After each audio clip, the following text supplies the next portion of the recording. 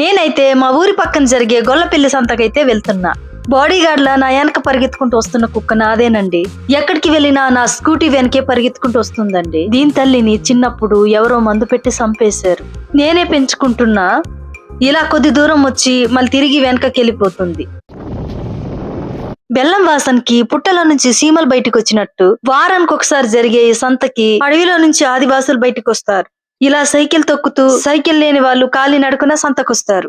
ఈ సంత అడవి మధ్యలో ఉన్న ఒక ఊర్లో జరుగుతుంది. ఈ సంతకి ఎలా రావాలి, ఎప్పుడు జరుగుతుంది వీడియో చివర్లో అయితే చెప్తానండి. కొత్తగా చూస్తున్న వాళ్ళైతే ఛానల్ ని సబ్స్క్రైబ్ చేసుకోండి ఫ్రెండ్స్. వీలైతే ఒక లైక్ అయితే కొట్టేయండి.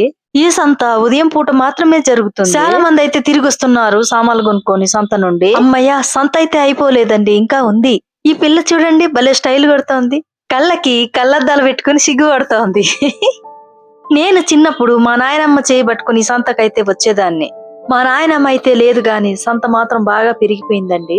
ఇక్కడేమో సల్లారిన బొండాలు. పాపం మా ఆదివాసులైతే సల్లగున్నా కూడా తినేస్తారు. అది వారి గొప్పతనం. ఒక్కప్పుడైతే ఈ సంతలో బోండాలు లాంటివి ఏమీ కనిపించేవి కావు. మా ఆదివాసులకి ఈ సంతే పెద్ద షాపింగ్ మాల్ అన్నమాట. చెప్పులు, గాజులు, బట్టలు, కూరగాయలు, కళ్ళు, ఎండి చేపలు అనేక రకమైనవి దొరుకుతాయండి ఇక్కడ. ఇక్కడైతే ఆదివాసుల చేతుల్లో పండిన స్వచ్ఛమైన ఆకుకూరలు, కూరగాయలు దొరుకుతాయండి. వాస్తవానికి ఎలాంటి మందులు కొట్టరు. ఇక్కడ దొరికే ఆకుకూరలు ఎక్కడా కనిపించవు. అలాంటి వింతైన ఆకుకూరలు దొరుకుతాయి ఇక్కడ.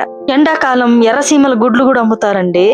గనుసు గడ్డలు ఉడుకుబెట్టి తెస్తారు. భలే తీయగా ఉంటాయి. ఇవేమో నాటు ఆరేటు పండ్లు, చాలా టేస్టీగా ఉంటాయి. మనమైతే ముందుకెళ్దాం, చాలా వింతైన వస్తువులు చూపిస్తాను. ఇక్కడ కూరగాయలు కూడా చాలా తక్కువగా దొరుకుతాయి. ఈ సంతలో మాత్రమే జీలుగ కళ్ళు దొరుకుతుంది. అది కూడా చూపిస్తాను వీడియోలో. ఈ సంత గురించి కొన్ని విషయాలు చెప్పనా? ఈ సంతకు చుట్టూ అడవిలో నుంచి ఆదివాసులు వస్తారు. వారానికి కావలసిన సరుకులు అయితే కొనుక్కుంటారు. అడవుల్లో కొట్లుండవు కాబట్టి ఈ సంత మీద ఆధారపడతారు. మీకు వింతైన సొరకాయ చూపిస్తాను రండి ఇప్పుడు. వావ్, ఎంత పొడుగుందో చూడండి సొరకాయ. దీనికి నీలగ బదులు పాలు, హార్లిక్స్ పోసినట్టున్నారు, అందుకే ఇంత పెద్దగా. నాకు విషయం ఈ సంతలో అస్సలు నచ్చలేదు. అది కూడా ఇదే వీడియోలో చూపిస్తాను. ఇక్కడ కనిపిస్తున్న ఆదివాసులంతా నాకు పరిచయం ఉన్న వాళ్ళే చాలా మటుకు. ఈ దుంపలు ఎప్పుడైనా మీరు తిన్నారా? తింటే కామెంట్ అయితే చేయండి. ఈ సంతలో ఎండాకాలం తునికి పండ్లను, తీయగా ఉండే ఏరక పండ్లను అమ్ముతారు. ఈ చేపలు అడవుల్లో, గుంటల్లో, చెరువుల్లో పట్టి కాల్చి సంతలో అమ్ముతారు. ఎప్పుడు 10 రూపాయలకి అమ్ముతారు వీటిని. బయట పెరుగుతున్న ధరలు వీళ్ళకైతే తెలియదు. వీళ్ళ వస్త్రాధరణ ఇలాగే ఉంటుంది. రంగురంగుల పట్టు చీరలు వీళ్ళకి తెలియదు. బట్టలంటే శరీరాన్ని కప్పుకోవడానికి, అందానికి కాదు అని బలంగా నమ్ముతారు. ఆదివాసులకి ఏ బ్రాండు తెలియదండి. వస్తువులలో అవసరాన్ని తప్ప అందాన్ని చూడరు. అందుకనేనేమో వీళ్ళని మూలవాసులు, ఆదివాసులు అంటారు.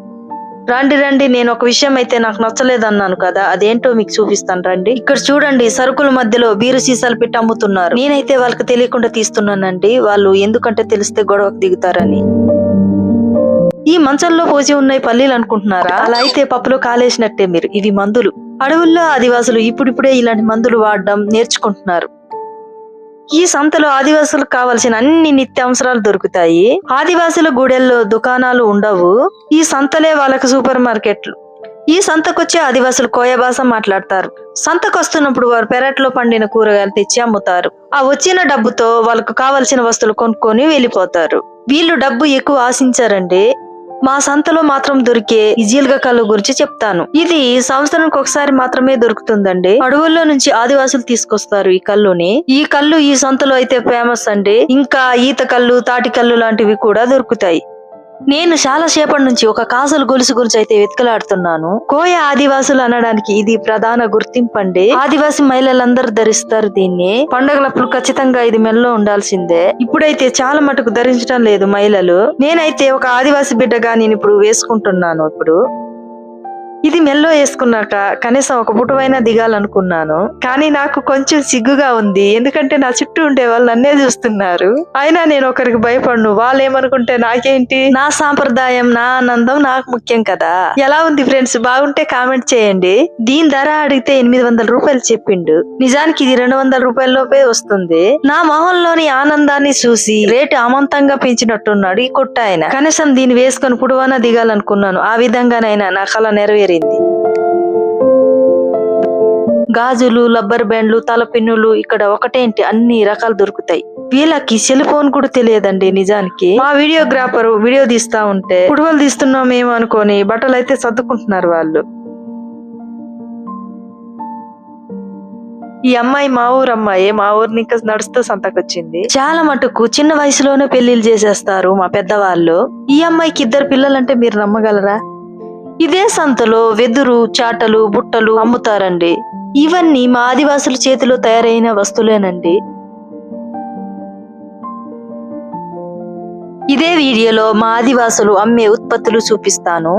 అడవిలో దొరికే జిగురు, చిల్ల గింజలు, ఇప్ప పూలు, ఉసిరికాయలు, నువ్వులు, పొగాకు అన్ని కొంటారండి. అది కూడా చూపిస్తాను ఇదే వీడియోలో.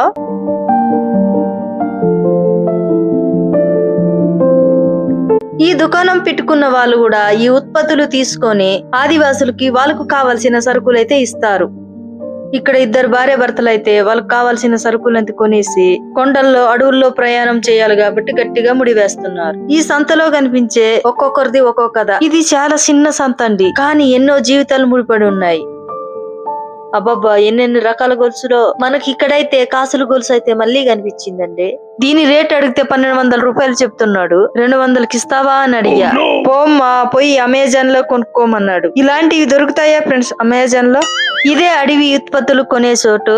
ఆదివాసులు అడవిలో నుంచి సేకరించిన విత్తనాలు, వేళ్లు, పండ్లు ఇక్కడే అమ్ముతారు. ఇదేంటో తెలుసా? అడవిలో దొరికే ఉసిరికాయలు. ఆదివాసులు ఉసిరికాయల్ని సేకరించి ఇక్కడ అమ్ముతారు. ఇవి ఏం చేస్తారో నాకైతే ఐడియా లేదు. మీకు తెలిస్తే కామెంట్ అయితే చేయండి. ఇంకా చాలా ఉన్నాయండి, చూపిస్తాను.